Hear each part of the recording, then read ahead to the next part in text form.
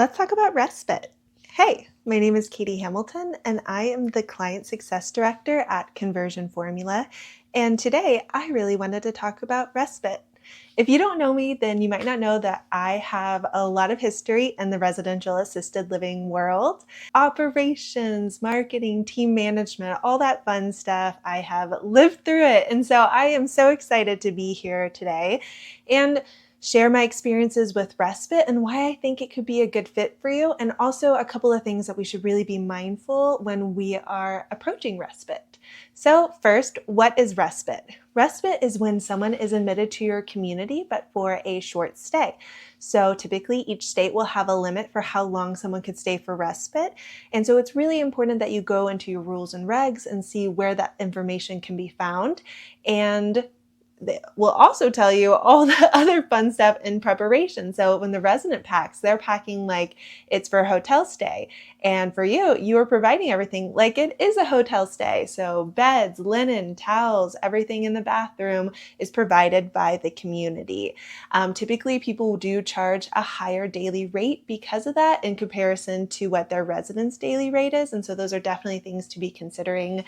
Look around in your area, see what other people are charging for Respite, and make sure that that works for your community. I really want to talk about what are some of the positives, the pros for respite care. So one thing, it really does help your greater community. It really helps the people who are caregiving at home and need a break or a vacation or weddings coming up, or seriously, the top reason why I've seen people come in for respite is because they themselves as a caregiver need surgery. And typically it's a pretty big deal. So they've waited and they waited and they pushed it off as long as possible.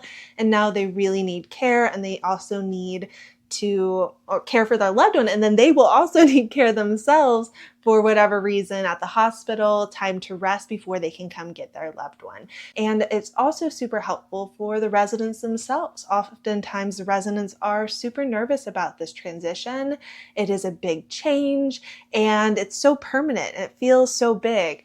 I've assessed many people who are still living in the house that they were born in, that they were raised in. And so this transition is huge, as you can imagine, for someone who has had the same environment for so long.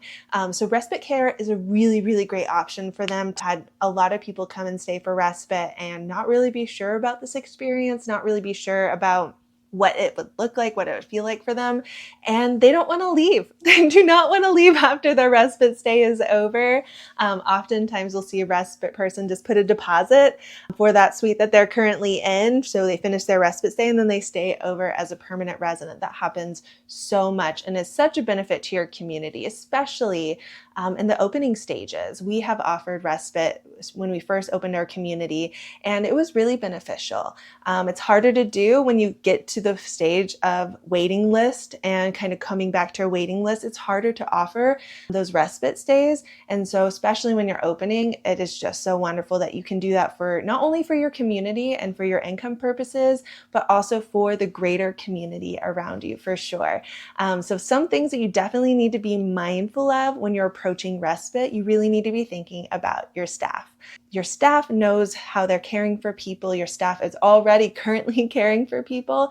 And so you want to make sure that the resident that you're going to bring in is not going to put your staff out. It's not going to cause issues. It's not going to be where they cannot meet the needs of everybody around them. So this kind of transitions into being a really mindful director, a mindful owner, that you are hearing your staff, you're listening to them, you're not adding more to their plate than they need, and you're kind of seeing the whole process organically so you can make the best decisions possible. We don't want to oversell to our families and promise them care and anything else, care especially being so important, that cannot be provided. So we have to be incredibly mindful through this respite process that is not taking away from our staff, it is not taking away from our other residents, and that it is a positive experience for the person coming and staying respite. Not only for that person to know for themselves, but for their families to know that there's a community out there that is there to help them and assist them in that time. Have any questions about respite,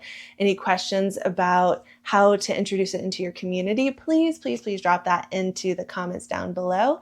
Ask as many questions as you like. If there are other subjects you think that we should be covering or touching on, please let me know. I'd be happy to dive into those different things. This is one of our first videos, so we're really excited to be putting out just general information, start a good conversation, start thinking about these things and how they can affect your community.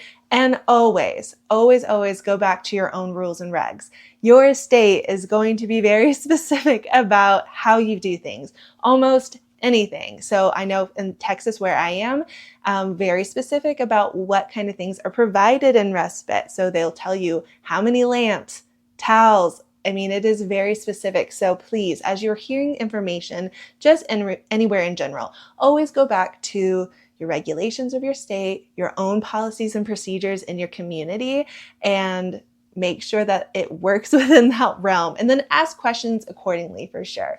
Well, thank you guys so much. I really appreciate it. I hope you'll have a great day and we'll talk soon.